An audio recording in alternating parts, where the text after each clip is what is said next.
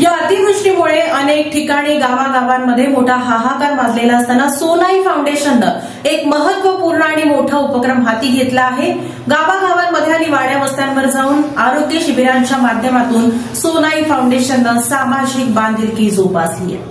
सीना नदीच्या पूरस्थितीनंतर आता त्या पूरग्रस्त भागातील नागरिकांच्या आरोग्याची काळजी घेणे आवश्यक असल्याने सोलापूरच्या सोनाई फाउंडेशनने आपला हातभार म्हणून आरोग्य शिबिर आयोजित केले आहे।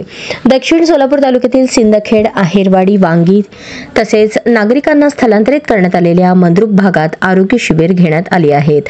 सोनाई फाउंडेशनने आपल्या आधार क्रिटिकल सेंटर या हॉस्पिटलच्या वतीने हे शिबिर घेतले असून सर्व नागरिकांची तपासणी केली जात आहे। त्यांना त्याच ठिकाणी आवश्यक औषधोपचार करण्यात येत आहेत।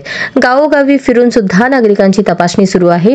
या मोफत शिबिराबद्दल सोनाई फाउंडेशनने युवराज राठोड आणि आधार हॉस्पिटलचे डॉक्टर योगेश राठोड यांचे पूरग्रस्त आभार व्यक्त करत आहेत।